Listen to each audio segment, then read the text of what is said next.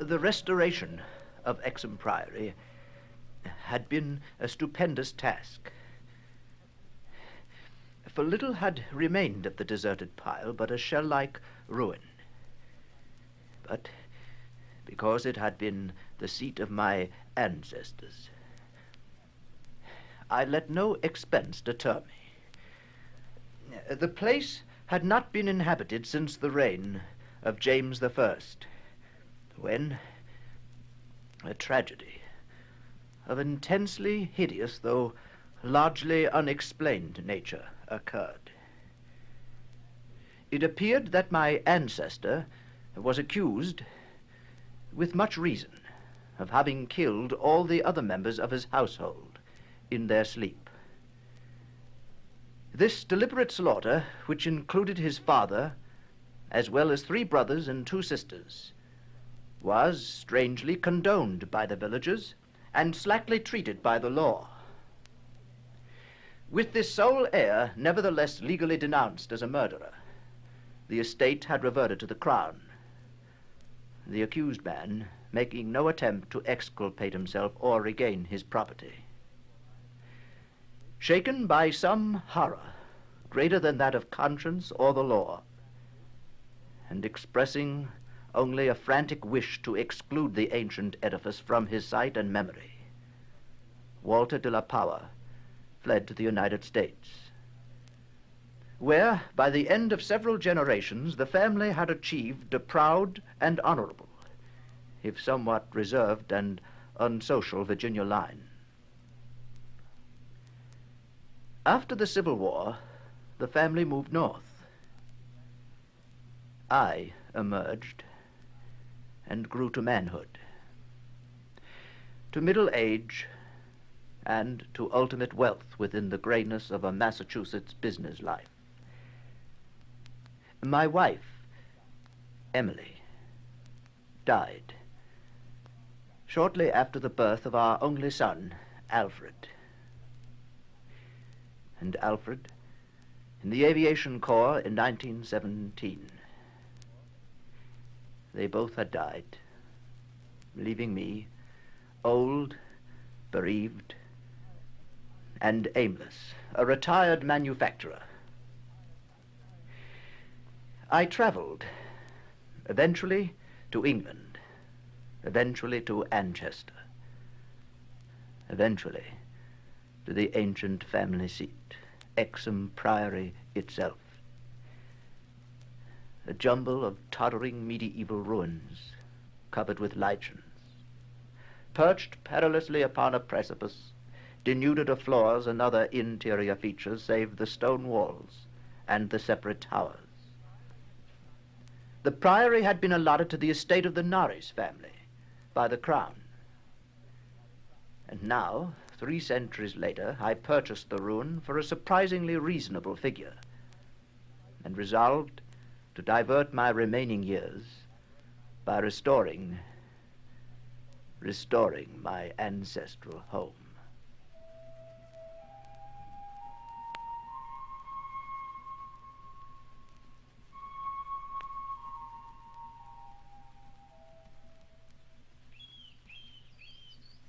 I had secured the interest, assistance, and the friendship of Captain Norris, whose knowledge of the place had been increased through the years by his having accompanied the many architects and antiquarians who loved to examine the strange relic. Mind your foot on that big stone over there. The architecture, you see, is peculiarly composite. Gothic towers resting over there on Saxon or Romanesque substructure.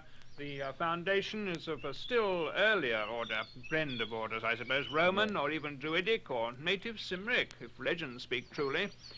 And merged on the one side, you see, down here, with the solid limestone of the precipice. Amiable Captain Norris. The place and its ancestry had an almost consuming fascination for him. He knew every detail of its history and its former structure, and became of inestimable help in the reconstruction. The priory itself actually stands on the site of a prehistoric temple. Yes. A druidical or anti-druidical thing which must have been contemporary of Stonehenge, dates like that. Well, it's unfortunate that our neighbors aren't all antiquarians such as you, Captain Norris. I had not been in Anchester a day before I knew I came from an accursed house. Oh, yes, the country folk around here have their own sense of tradition, I'm afraid. They hated the priory hundreds of years ago when your ancestors lived here. And they hate it now, with the moss and mold of abandonment on it. We'll have to go outside of the immediate vicinity for our workers. You see, it isn't so much hatred as the almost unbelievable fear they have of the place. And the scope appears to include both the priory and, I'm afraid, its ancient family. Yes, I don't seem to be able to convince the villagers how little I know of my heritage. Oh, but to them a lineage is beyond a message of knowing. It's in the bone and blood itself. Yeah. I'm not sure I disagree. But what do we see? After 3 centuries, a power has returned to his ancient site to reconstruct the very house. And for the villagers, you've come to restore a symbol abhorrent to them. Oh. Rational or not, you know, they view Exham Priory as nothing less than a haunt of fiends and werewolves. Captain Norris, superstition. Well, Superstitions, ghosts, and goblins. oh, no, not quite that. No. You share their worries, nevertheless. Well, so would you, Power. Yeah. It's not a matter of the present, and it's not all superstition. Yeah. This is an ancient place, Power. That indescribable rites had been celebrated here, no one doubts. Rites of the Cybele worship, which the Romans had introduced. Inscriptions, still visible in the subcellar of the priory, bear the unmistakable letters and signs of Magna Mater, whose dark worship was once vainly forbidden to Roman citizens. About 1000 A.D., the place is mentioned as being a substantial stone priory housing a strange and powerful monastic order and surrounded by extensive gardens. You will see them right over there. See? Oh, yes. Yes. Now, mind that stone there. You know, the people didn't need any walls to keep them out. They were too frightened of the place altogether. It was never destroyed by the Danes, oddly enough. After the Norman conquest, it must have declined tremendously. There was no impediment when Henry III granted the site to your ancestor, Gilbert de la Poer, he was called then, first Baron Exham in, I think, 1261. Yes, well, then it's the location, the house, not the family that inherits the bad name. Well, they became aligned, you see, and not, so far as we know, unwillingly. True, before their occupation, the family bore no evil report, but something strange must soon have occurred. You know, in one chronicle, there's a reference to a de la Poer as cursed of God. It's a strange phrase. Village legendary had nothing but evil and frantic fear to tell of the castle. The fireside tales were of the most grisly description. All the, mind your head, darling, all the ghastlier because of their frightened reticence and cloudy evasiveness. I'm afraid they represented your ancestors as a race of hereditary demons. But what precisely happened, Norris? What went on? Well, there are the vaguer tales. Hackneyed spectral lore, perhaps. Wails and the usual howlings heard around the place. Graveyard stench after the spring rains. The servant girl who'd gone mad at what she saw in the full light of day in the priory. The accounts of vanished peasants are less to be dismissed, though not especially significant in view of medieval custom. Prying curiosity meant death, and more than one severed head had been publicly shown on the bastions around Exham Priory. Ah, yes. Well, it's difficult. A few of the tales were exceedingly picturesque. For instance, the belief that a legend of bat-winged devils kept witches' Sabbath each night at the priory, a legend whose sustenance must explain the disproportionate abundance of coarse vegetables harvested in the gardens. But most vivid of all, there was the dramatic epic of the rats. The rats? Yes, the scampering army of obscene vermin which had burst forth from the castle a couple of months after the tragedy that doomed the place to desertion 3 centuries ago now. You know, a lean, filthy, ravenous army which had swept all before it and devoured fowl, cats, dogs, hogs, sheep, and, you know, even 2 villagers before its fury was spent. Yes, around that unforgettable rodent army a cycle of myths revolves. The It scattered among the village homes and brought curses and horrors in its train. Yes, and that was just 3 months after Walter de la Power had murdered his family and fled to Virginia. Yeah, yes, I should say about that. You know, one thing puzzles me about that murder. Walter de la Power must have known for years the sinister tales about his family, so that this material could have given him no fresh impulse. I can scarcely conjecture what discovery could have prompted an act so terrible. What had he witnessed or stumbled upon? Oh, take this path down here. Well, Yes. The general whispered sentiment seems to have been that he purged the land of a memorial curse.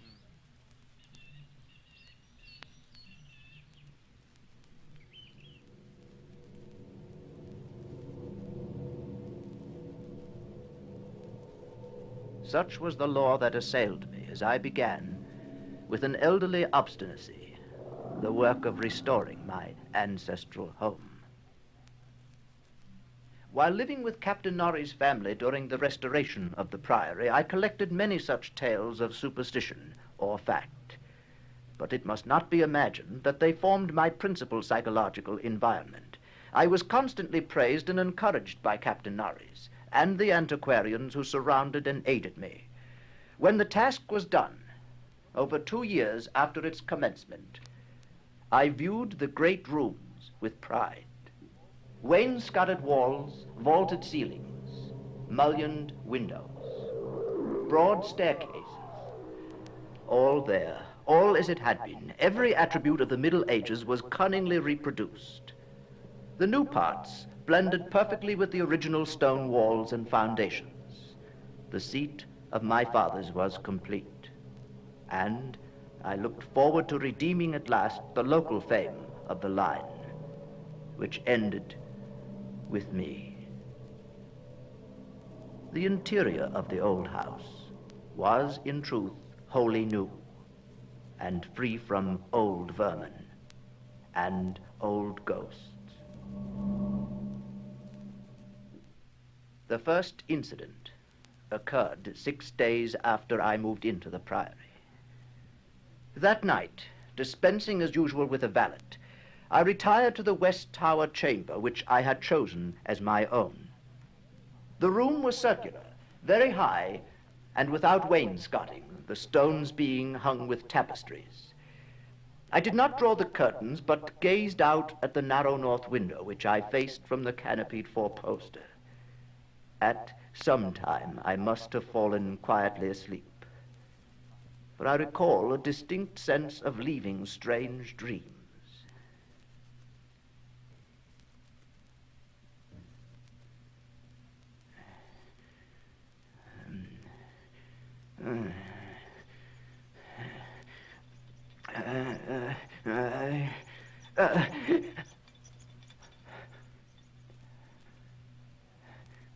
As I awoke, I found myself looking intensely at a point on the wall, a point to which my eye had nothing to market, but toward which all my attention was directed. Whether the tapestry actually moved, I cannot say. I think it did very slightly. But what I can swear to is that behind it I heard a low, distinct scurrying, as of mice or rats. Then it was gone. Some sort of effect of echo, perhaps, coming from some other area of the house.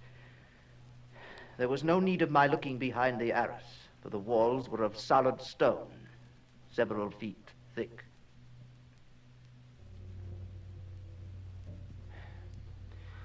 It was a while before I could drift back to sleep, and I seemed directly to re-enter my earlier dream, except that this time the vision was clearly, horribly before me. I seemed to be looking down from an immense height upon a twilit grotto, knee-deep with filth, where a white-bearded demon, a swineherd, drove about with his staff a flock of fungus beasts, whose appearance filled me with unutterable loathing. Then, As the swineherd paused and nodded over his task, a mighty swarm of rats rained down on the stinking abyss and fell to devouring beasts and man alike.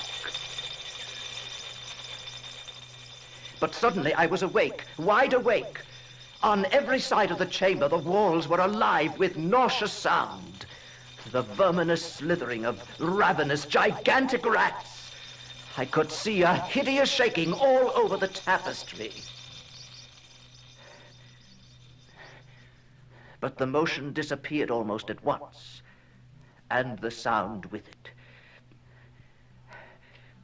I sprang out of bed and tore aside the arras to see what lay beneath it. Nothing. Nothing but the patched stone wall. I stepped out of the room and stood for a moment at the head of the great ancient stairway, listening to the house. I could hear them. I could hear them faintly at first, but coming from all the walls. And as I descended, the stampeding continued with such force and distinctness that I could finally assign to their motions a definite direction. These creatures, in numbers apparently inexhaustible, were engaged in one stupendous migration from inconceivable heights to some depth inconceivably below. Rats? When I questioned the servants, they said they heard nothing. I didn't want to alarm them by insisting. No, I wasn't dreaming, Norris. It was no dream. But there have been no rats at the Priory for 300 years. Even the field mice couldn't be found in these high walls. Wherever would they be found in walls of solid stone? You say they were headed downward. Captain Norris helped me explore the subcellar, but absolutely nothing untoward was found. We could not, however, repress a thrill at the knowledge that this vault was built by Roman hand. You see up here, it's not the debased Romanesque of the bungling Saxons, but the severe and harmonious classicism of the age of the Caesars. Look here at these inscriptions. T.M. Temp Dona Lucius Praecius Pontificatus. Or is it Attis? Yes. Attis. The reference made me shiver, for I had read Catullus and knew something of the hideous rites of the Eastern god, whose worship was so mixed with that of Cybele. Look, hold your lantern up here. No, not that one. By this stone block here. Oh, yes, I see. Yes, you see the design cut into it? A sort of rayed sun? That's not Roman. No, that's not Roman at all. It's of an earlier origin. These altars had merely been adopted by the Roman priests from some older, perhaps aboriginal temple on the same site. Come down here. Let's have a look down here. Norris and I determined to pass the night in the crypt, and couches were brought down by the servants. We retired with the lanterns still burning to await whatever might occur. The vault was very deep in the foundations of the priory, and that it had been the goal of the scuffling and unexplainable rats, I could not doubt. But why? Why? As we lay there expectantly, I found my vigil occasionally mixed with half-formed dreams. I saw the twilit grotto and the swineherd, the fungus beasts wallowing in filth. They seemed nearer and more distinct. I could almost observe their features. Beasts, but not exactly beasts. They became more distinct as I watched, looking up at me. Terrifying. Norris, wake up, Norris. Wake up. What is it, Father? What's wrong? Did you hear them? Did you hear them, Norris? What? The rats. Rats? I heard nothing at all. Still downward. They were going still farther Oh, down. no. There are cellars below us, Norris. Cellars? Norris, was it hallucination? Was it madness? Why have they stopped? Why have they stopped? Why is it silent now? Perhaps you've been shown what certain forces wish to show you. They were headed downward. In this altar, see, Norris? The lantern flickers at the crevice here between the altar and the floor. There must be some kind of... By Jove! There must be some way of descending, some door, some kind of entrance. Balanced by some sort of counterweight, I expect. You see, look here, look. Yes. The entire stone pivots aside.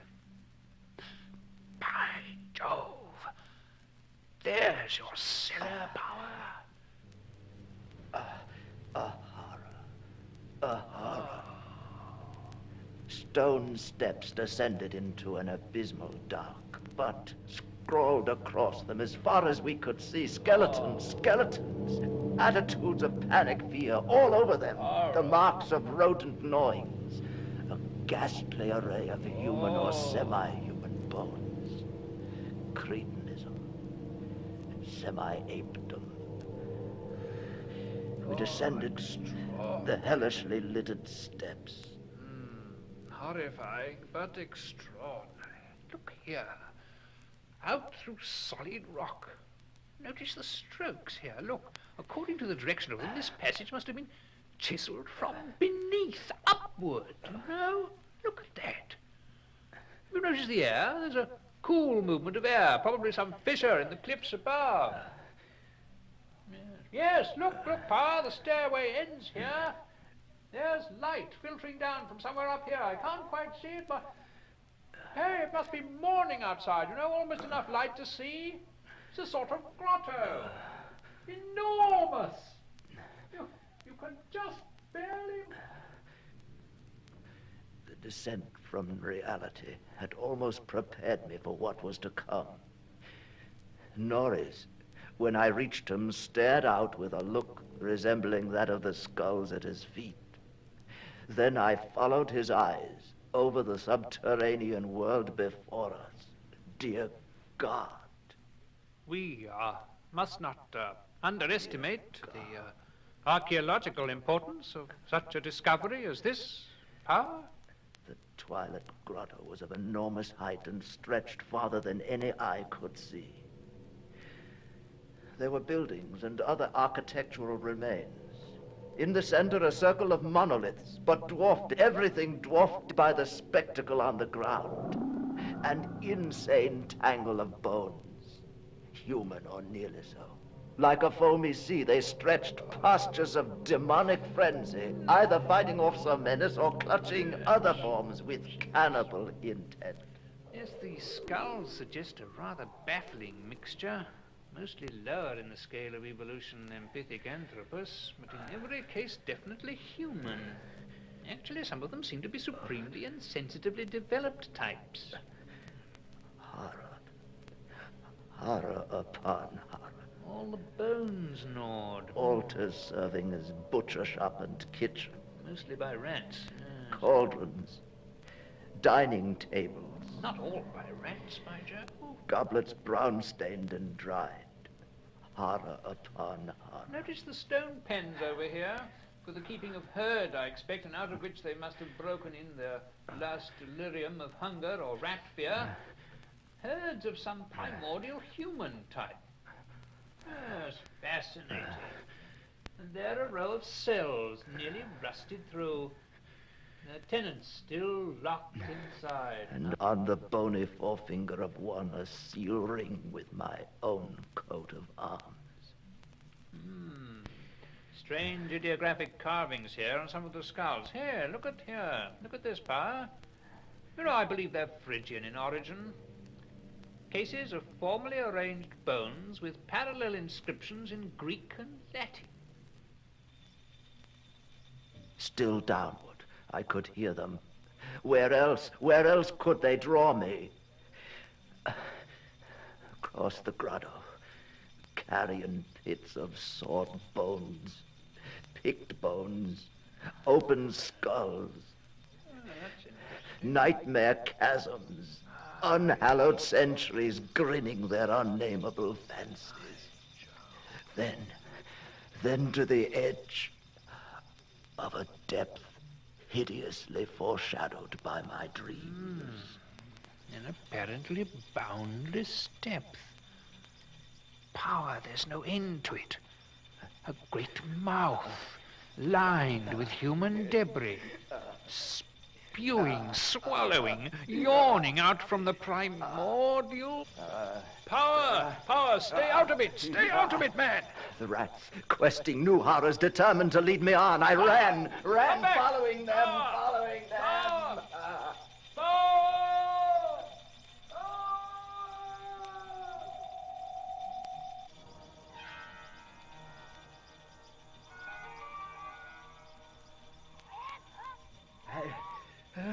I heard voices, echoes, but above all that insidious scurrying. I felt them all around me. I was one of them, part of the ravenous army that feasts on the living and the dead. Well, why shouldn't rats eat a dill of power, as a dill of power eat forbidden things? No, I am not that demon in the twilight grotto. It's not Nari's body I tear apart. It's not blood I feast upon, and flesh. You faint and fear at what my family do. Blood, thou stinketh, I'll learn you how to curse. Worldly swine can be filled wide. Magna Mater, Atis, Augustus Durgot,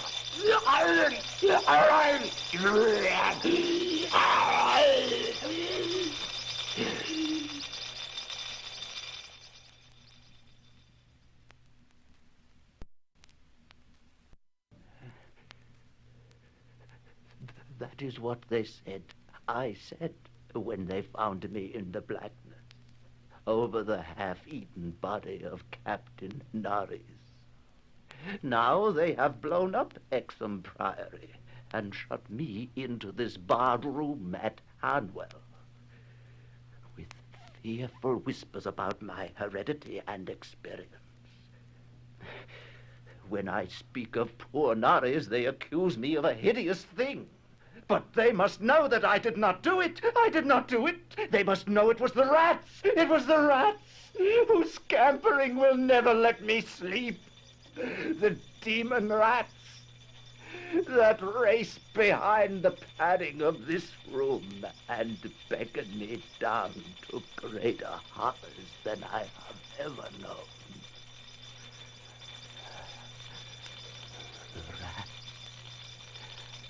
The rats, they can never hear.